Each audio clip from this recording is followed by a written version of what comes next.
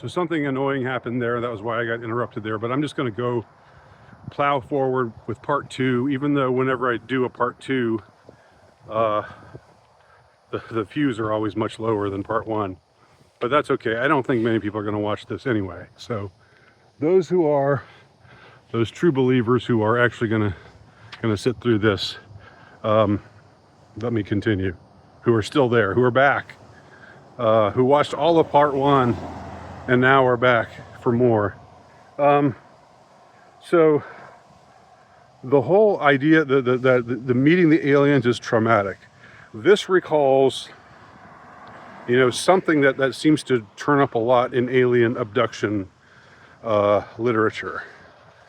You hear about people being taken up and being experimented with, being violated in various ways, being traumatized, and then being let go. And supposedly, a lot of these people say, or the message we're left with, in a lot of their cases, is that they didn't understand why this had to happen at the time, but now they realize that it was an ordeal that the aliens, it was good for them to go through, and the aliens did the right thing by giving them an anal probe or whatever, molesting them or whatever. Now, we don't see any actual molestation in this scene, but it is very, very creepy. Let me explain. Let me give you some details about this this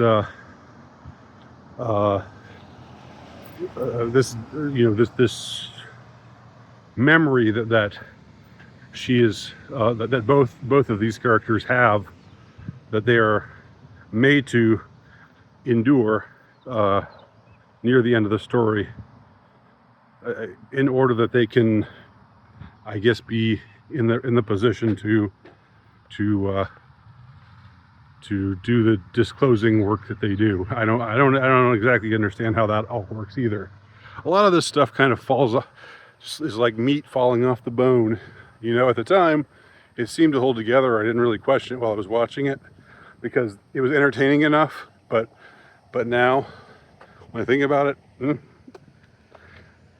But anyway, back to the question of esoteric stuff. So in this scene, these two characters, Emily Blunt and this other guy, I'm sorry, I don't know the actor's name. I know he's been in some other stuff, but we see her reenacting this moment, and they both have this, like, they get freaked out, or the guy in particular gets freaked out when some wildlife, like a deer or a fox, just suddenly stops and looks at him. And we find out in this flashback sequence that the aliens first appeared to both of these people when they were children, and they appeared as wildlife. Like there was a deer, there was a fawn, maybe a fox. I don't know. But these were the aliens disguising themselves as animals so that they wouldn't be scary. And then, so the aliens lead them out to lead them out of their rooms to this what I guess is their spaceship, but it's made to look like the Hansel and Gretel house. Now, Jonathan Pagenaud, he was on top of this. He said, that's kind of strange to have them think of Hansel and Gretel, given what happens in that story to these children, and who lives in the Hansel and Gretel house, given that they get lured out there by an evil witch. And so they're taken out there, and then they're like put under this device, and it feels, and like it feels very invasive. And like there's a scene of a deer, a giant deer looking down on the little girl that grew up and became Emily Blunt's character, and it looks kind of scary. We see the deer's big black eye looking down on this little girl who's on this. She's not strapped down, but we get the impression she's kind of like been compelled to lie here. And then this thing comes down, this platform or whatever comes down, and then like we see the expression, we see her eyes change, like the aliens are shooting something into her eyes. And and then the little boy gets upset, but they comfort each other, which I guess that worked with Hansel and Gretel, right? They were in this scary situation, but they were there for each other. But that's how that's how the first revelation took place of the alien's presence took place. So that's pretty strange that the aliens use deception and that they lure them the same way the witches lured lured Hansel and Gretel, or the witch, just one witch, singular, lured Hansel and Gretel to her house in the woods, and then they do something to them that is invasive and is traumatizing enough that makes them not want to remember. But this kindly, benevolent, rogue from the government, who's opposed to Colin Firth. Colin Firth again is we've got to keep this from people. The kindly black man is saying, no, we've got to help. We've got to tell people this because they have a right to know about it. And the aliens are good because they know about empathy. And yeah, I've already covered that. So yeah, the scene where the world finds out about aliens by watching television, by watching the news on television, is, or I guess some people are watching on their phones, but it's still, they're still watching television stations, even if they're watching on the internet. That's pretty outdated. That's kind of boomerish, as Jonathan Pagenaud said. And this scene, if you're looking for something that suggests to you something more esoteric, like that the message that they're trying to send in this movie isn't what's truly going on, that would be one indication of such a conclusion. That would be an indication that one could reach such a conclusion. Now,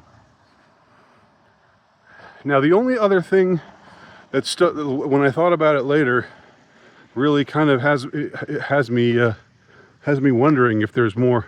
If Spielberg, like, part of me thinks Spielberg's just not that thoughtful, and it's almost like giving him more credit than he is due. Just like what was it with season 5 of Stranger Things, the conformity gate, which people ended up, I guess, giving the Duffer Brothers a lot more credit by suggesting that hidden within this seemingly happy ending was the truth, a much darker truth. And it's it still kind of makes sense to me. I'll be honest. There are things that the conformity gate still kind of makes sense to me, even though there's been no indication from anywhere that it's true. Like the people at the time were thinking, oh, there's going to be we'd see something later that would confirm the truth of conformity gate, that the seemingly true seemingly happy ending wasn't really real, but that didn't happen. And then the documentary came out, which showed the Duffers just being kind of dunces who didn't know what the hell they were doing. So the one other thing in this movie is there's a very early scene that takes place at a wrestling match, a professional wrestling match, where we see we see extensive, like 2 or 3 minutes of a wrestling match of one wrestler beating up another guy.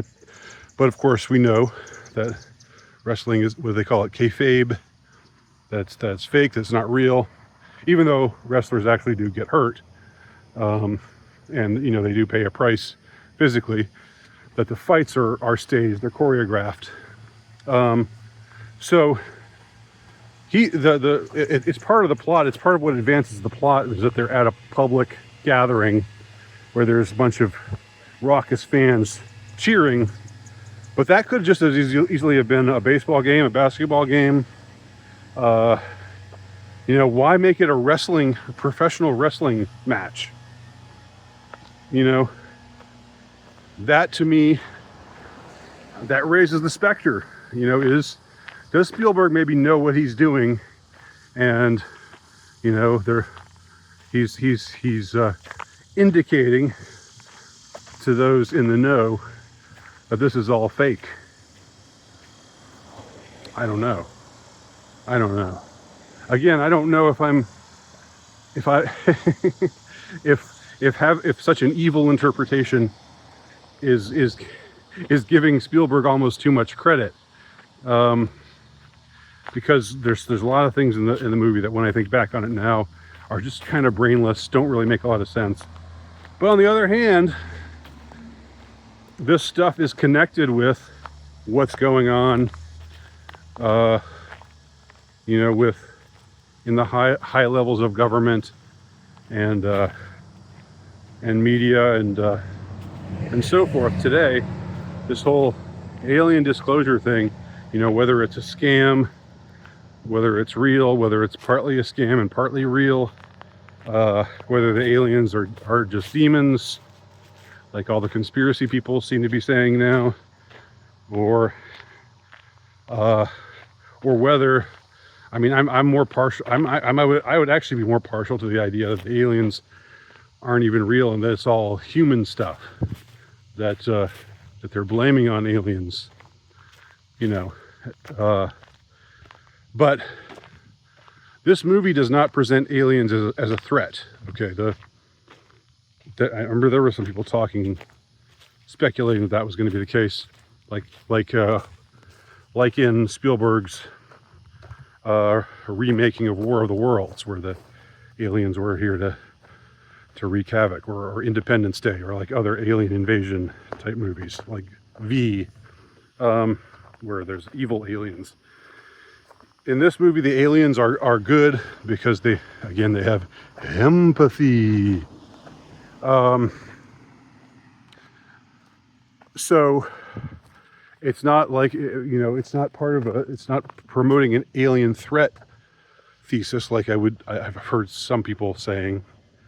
But I'm wondering if there's some suggestion that the trauma that's inflicted on, and as Pagano says in his review, that in a post-Epstein world, having a scene with children being taken out into the woods and traumatized and held down, and having something shot into them, and to have this be so frightening an experience that they just don't even want to think about it. They put it out of their memory for years and years afterwards. Like it's kind of like in season 5 of Stranger Things, the whole how they made Vecna, symbolically this child predator. How all of the children that he was taking in under his spell were being strapped down and forced to suck from this phallus-like object in his little lair. I don't know. So all that's there. And so that's how I'll conclude this rambling, admittedly rambling discussion of Disclosure Day. I get the feeling this whole this disclosure stuff is going to be a whole lot of nothing. I don't think anything is going to be disclosed, but maybe this is just my nothing ever happens bias shining through. But we'll see. Anyhow, I'll end there for real. If you watched both parts of this, then I love you. You are appreciated. And the rest of you, you're okay too. I forgive you.